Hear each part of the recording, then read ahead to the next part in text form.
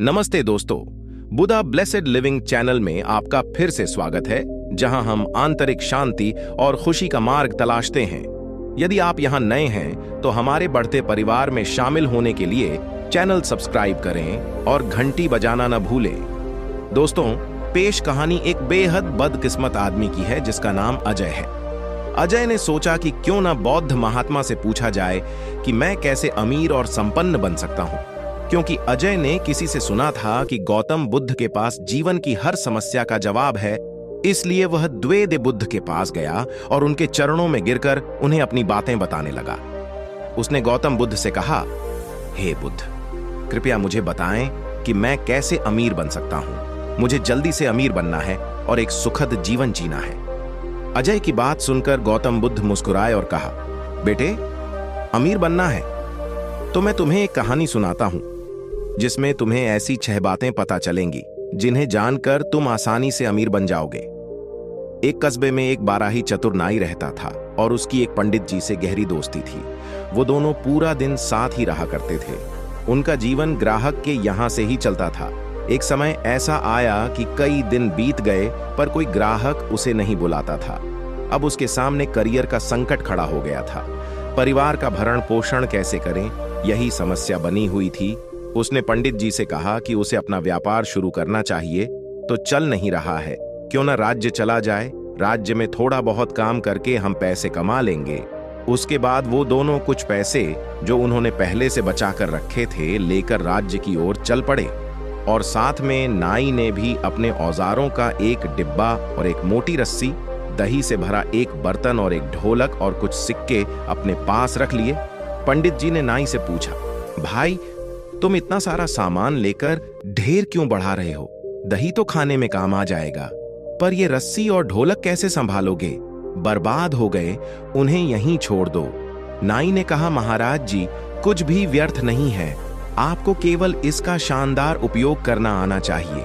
कई बार हम कुछ चीजों को व्यर्थ समझकर फेंक देते हैं या फिर हम उनका सही समय पर उपयोग नहीं कर पाते। इस प्रकार वे हमें व्यर्थ लगने लगती हैं। पंडित जी को लगा कि कोई बात नहीं, जब भी हमें व्यस्त रहना होगा तो ढोलक बजाएंगे और मुजरा करेंगे। इस प्रकार नाई और पंडित शहर की ओर चल पड़े। रास्ते में टहलते हुए उन्हें एक सूअर का बच्चा दिखाई दिया। नाई ने उस सूअर के बच्चे को भी उठा लिया और अपने थैले में रख लिया। पंडित जी ने फिर विरोध करते हुए कहा, नमस्ते नाई मित्र, अब इस सूअर के बच्चे को कैसे संभालोगे? तुम्हारे पास तो अपने खाने का कोई इंतजाम नहीं है, तुम उसे कहां से खिलाओगे? तब नाई ने कहा, कोई बात नहीं, मैं सब संभाल लूंगा, तुम बस मेरे साथ चलो। अगर कोई ग्राहक मिल गया तो उसे बेचकर पैसे कमा लेंगे। इस तरह पंडित जी को समझाकर वे दोनों नगर के अंत में पहुंच गए। नगर में पहुंचकर उन्हें पता चला कि यहां राजा के पुराने महल में शाम के समय एक भूत आता है जो महल में रहने वाले लोगों को खा जाता है। अब तक वह कई लोगों को खा चुका है। राजा ने पूरे नगर में यह ढिंढोरा पिटवा दिया था कि जो भी उस महल में रहकर भूत को मार देगा या भगा देगा तो राजा उस शूरवीर से अपनी बेटी का विवाह कर देंगे और उसे राज्य का एक हिस्सा भी देंगे। राजा की बात सुनकर नाई ने पंडित जी से सलाह ली और कहा, महाराज जी, महान व्यक्ति बनने के अवसर जीवन में 1 या 2 बार ही आते हैं। यदि कोई व्यक्ति उन्हें खो देता है तो वह कभी महान व्यक्ति नहीं बन सकता। ऐसा ही अवसर हमें भी बुला रहा है। यदि हम शैतान को मारने या भगाने में सफल हो गए तो हम जीवन भर शासन करेंगे। नाई की बात सुनकर पंडित जी बोले, मूर्ख, यह अवसर हमें नहीं बुला रहा है, बल्कि हमारी मृत्यु हमें बुला रही है। यदि हम राज्य और राजकुमारी के लालच में पड़ गए तो वह शैतान हमें खा जाएगा। प्रायः व्यक्ति लालच के कारण ही मुसीबत में पड़ जाता है। जैसे लालच के कारण मछलियां जाल में फंस जाती हैं, पक्षी दाना के लालच के कारण जाल में फंस जाते हैं। मृत्यु और मुसीबत प्रायः जीवों को लालच देकर फंसा लेती है। बुद्धिमान व्यक्ति कभी भी लालच में नहीं पड़ता। वह कठिन काम करके धन कमाएगा, मूलतः उसका जीवन सुरक्षित रहेगा। तब उस शैलीकार ने कहा, नमस्ते महाराज, एक बात पर ध्यान दीजिए, नदी में तैरने वाले ही उसे पार करते हैं। जो व्यक्ति डर के मारे किनारे पर रहता है वह कभी नदी पार नहीं कर सकता। एक साहसी व्यक्ति पूर्ण बनने का सपना तो देख सकता है पर पूर्ण नहीं बन सकता। पूर्ण बनने के लिए चुनौतियों का सामना करना पड़ता है। शैलीकार की बातें सुनकर पंडित जी डरकर भाग गए और सोचा कि आज यह हमें बर्बाद कर देगा। पंडित जी नाई से कहा, दोस्त, राजा के महल में जाकर भूत से लड़ना हमारी समझदारी नहीं, यह मूर्खता है। तुम क्यों अंतहीन कठिनाई का स्वागत करना चाहते हो? क्या तुम्हें अपनी जिंदगी प्यारी नहीं? अगर तुम्हें अपनी जिंदगी प्यारी नहीं तो कोई बात नहीं, बस अपनी जिंदगी की चिंता करो। महल में जाना सब कुछ खत्म करने जैसा है। नाई ने कहा, दोस्त शांत रहो, हम जीतेंगे। जीतने वाले कुछ अलग नहीं करते, वे बस हर काम दूसरे तरीके से करते हैं। गरीबी और लाचारी में जीने से मौत बेहतर है। हमें लड़ना और आगे बढ़ना चाहिए। गरीबी में जीना वैसे भी मरने जैसा है। हम इतना नहीं कमा सकते कि राजा बन सकें। बस हिम्मत की सही मात्रा हो, कोशिश करने में क्या बुराई है। एक ना एक दिन मरना ही है। हिम्मत और समझदारी से काम लेने से मुश्किल काम भी हासिल किया जा सकता है। स्टाइलिस्ट की बात सुनने के बाद पंडित जी की घबराहट कहते हैं कि जो धन बहुत संघर्ष के बाद मिलता है, जो शत्रु के सामने घुटने टेकने से मिलता है, जो अपमान सहने से मिलता है, जिसमें प्राण जाने का जोखिम होता है, जो धर्म की अवहेलना करने से मिलता है, उस धन पर ध्यान नहीं देना चाहिए। फिर भी पंडित जी ने डरते डरते नाई के साथ जाने को हामी भर दी, लेकिन मानसिक दृढ़ता उनके साथ नहीं थी। नाई और पंडित राजा के दरबार में पहुंचे और बोले, महाराज, हमने आपके महल से शैतान को भगा दिया है। यह सुनकर राजा बहुत खुश हुआ। उस रात उन दोनों ने राजा के घर खाना खाया। वे तरह तरह के लजीज व्यंजन खा रहे थे, जिन्हें उन्होंने खूब खाया। इसके बाद वे दोनों राजा के पुराने महल में गए। वहां पहुंचकर उन्होंने सबसे पहले महल के दरवाजे और खिड़कियां बंद कर दी और आपस में बातें करने लगे। नाई ने पंडित जी से कहा, आज हम अपनी जान जोखिम में डालकर इस महल में पहुंचे हैं। ऐसे में हम किसी भी तरह से लापरवाही नहीं कर सकते। विद्वानों का कहना है कि मनुष्य को डर से काफी समय तक डरना चाहिए, जब तक कि वह डर से मुक्त न हो जाए। जब उसे भय पर विजय पानी हो, तब उसे निडर होकर उसका सामना करना चाहिए। यही उसके लिए बहुत अच्छा है। एक काम करो, मैं दोपहर 12 बजे तक जागता रहूंगा और पहरेदार रहूंगा। तब तक तुम निश्चिंत होकर आराम करो। 12 बजे के बाद तुम होश में रहना और मैं आराम करूंगा पंडित जी। नाई ने कहा, ठीक है। इसके बाद पंडित सो गया और बदकिस्मत नाई जाग गया और उसने उम्मीद की कि भूत आएगा। जब भूत के आने का सही समय आया तो उसने महल के दरवाजे बंद देखे और दरवाजा पीटना शुरू कर दिया और कहा, आज मेरे महल में कौन घुस आया है और मुझसे पहले सो गया है? दरवाजा खोलो, नहीं तो मैं दरवाजा तोड़ दूंगा। नाई भूत की डरावनी आवाज से नहीं डरा और बहादुरी से बोला, यह बेपरवाह व्यक्ति कौन है जो शोर मचा रहा है और मेरी नींद में खलल डाल रहा है? शैतान बोला, मैं शैतान हूं, यह मेरा घर है। तू मेरे घर में कौन बैठा है?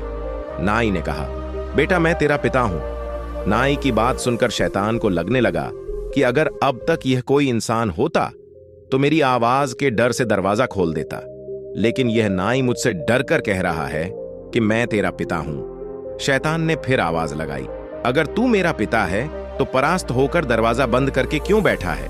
निकल और अंदर से मुझसे युद्ध कर। नाई ने कहा, अगर मैंने दरवाजा खोला तो मुझे देखते ही तू मर जाएगा। तू मुझसे भिड़ने की हिम्मत नहीं कर सकता, इसलिए मैंने तेरे फायदे के लिए दरवाजा बंद कर दिया है। शैतान को लगा कि जरूर कोई मुझसे भी ज्यादा ताकतवर होगा, तभी तो वह बिना किसी आशंका के मेरे सवाल का जवाब दे रहा है। क्या यह वाकई मेरा पिता है? फिर उस समय ऐसा ही उसे लगा कि अगर वह मेरा पिता है तो वह आकार और ताकत में भी मुझसे बड़ा होना चाहिए। शैतान ने कहा, ठीक है, अगर आप मेरे पिता हैं तो अपनी एकजुटता दिखाएं और मेरी भी पहचान देखें। मुझे अपना चरित्र बताएं और मेरा व्यक्तित्व भी देखें। यह कहकर शैतान ने अपने सिर से एक बाल काटा और एक छेद के माध्यम से महल के अंदर फेंक दिया और कहा, देखो ये मेरे बाल हैं। शैतान के बाल बहुत घने थे। फिर उसी तरह अंदर से स्टाइलिस्ट ने अपने हाथ से एक रस्सी बाहर फेंकी और कहा, यह लो, ये मेरी मूंछ के बाल हैं। स्टाइलिस्ट द्वारा फेंकी गई रस्सी को देखकर शैतान डर गया और बोला, अगर उसकी मूंछ के बाल इतने बड़े हैं तो यह कितना बड़ा होगा। एक बार फिर उसने कोशिश की, अपने सिर से एक बोझ उठाया और उसे अंदर फेंक दिया। बोझा देखकर भूत घबरा गया। भूत ने अपना थूक अंदर फेंका और कहा, मेरा थूक लो। जवाब में कारीगर ने मटके से दही फेंका और कहा, देखो ये मेरा थूक है। यह देखकर शैतान के होश उड़ गए। उसे लगने लगा कि यह तो मेरे पिता हैं। बहरहाल उसने फिर से उनकी परीक्षा लेने का विचार किया। तभी भूत ने जोर से गर्जना शुरू कर दिया। इस पर नाई ने ढोलक बजाना शुरू कर दिया। ढोलक को गर्जना समझकर भूत शर्मिंदा हो गया। उसे समझ आ गया था कि अंदर का शैतान मुझसे भी बड़ा शैतान है। नाई ने कहा, पागल, क्या तू सारी शाम मेरी परीक्षा लेता रहेगा या फिर मेरा सामना भी करेगा? मैं दरवाजा खोलता हूं, तू भी मुझे देख सकता है। यह कहकर नाई छिपकर दरवाजे पर बैठ गया और पंडित जी से दरवाजा खोलने को कहा। पंडित जी ने दरवाजा खोल दिया। भूत भी घबरा गया और धीरे धीरे अंदर की ओर चला गया। हेयर स्टाइलिस्ट ने अपनी प्रतिक्रिया से शैतान की नाक काट दी। शैतान रोता चिल्लाता हुआ वहां से चला गया और साथ ही अपनी नाक पकड़कर बोला, अब मैं यहां कभी नहीं आऊंगा। तुम इस शाही निवास को अपने पास रखो। हेयर स्टाइलिस्ट ने कहा, सावधान रहो, यहां मत आना। अगर ऐसा हुआ तो तुम यहां नहीं आओगे। जब तुम आओगे तो मैं तुम्हें अगली बार जीवित नहीं छोड़ूंगा। दुष्टात्मा ने राजमहल को हमेशा के लिए छोड़ दिया। शर्त के अनुसार नाई लगभग 50% राज्य का स्वामी बन गया और राजा की लड़की से विवाह कर लिया। उसने अपने मित्र पंडित को अपना पादरी बना लिया। राजा के रूप में नाई अपने पादरी पंडित से कहता है कि यदि तुम हमेशा इन 4 बातों का ध्यान रखोगे तो तुम कभी गरीब नहीं रहोगे। पहली बात है, अवसर को पहचानो। व्यक्ति को उसे छीनने का प्रयास करना चाहिए और जो कुछ उसके पास है उसे व्यर्थ समझकर उसका सदुपयोग करना चाहिए। दूसरी बात है, साहस के साथ बुद्धि की शक्ति का प्रयोग करना। बुद्धि के बिना साहसी भी हार जाते हैं। बुद्धि से व्यक्ति छोटे से छोटे व्यक्ति को भी महान बना सकता है। तीसरी बात है, अपनी सोच को हमेशा सकारात्मक बनाए रखना। नकारात्मक सोचने वाला व्यक्ति कभी भी महान नहीं बन सकता। कहा जाता है कि नकारात्मक सोच होने पर व्यक्ति असाधारण प्रगति करता है। चौथी बात यह है कि ये 5 बातें धनवान बनने के मार्ग में बाधक बनती हैं। पहला, असावधानी। दूसरा, रोग। तीसरा, असंतोष। चौथा, सुस्त हृदय। पांचवां, अपने मूल्य के प्रति प्रेम। उसके बाद बुद्ध ने अजय से कहा कि अगर तुम इन बातों को ठीक से समझ लोगे तो तुम्हें जीवन में कभी भी दरिद्रता का सामना नहीं करना पड़ेगा। तुम धीरे धीरे अमीर बन जाओगे। अजय ने सब कुछ देखा, बुद्ध ने कहा। उसके बाद अजय ने उन 4 बातों को अपने दैनिक जीवन में अपना लिया और धीरे धीरे वह अमीर बन गया। दोस्तों, अगर तुम भी अमीर बनना चाहते हो तो बस इन 4 बातों को याद करो। उसके बाद तुम्हें अमीर बनने से कोई नहीं रोक सकता।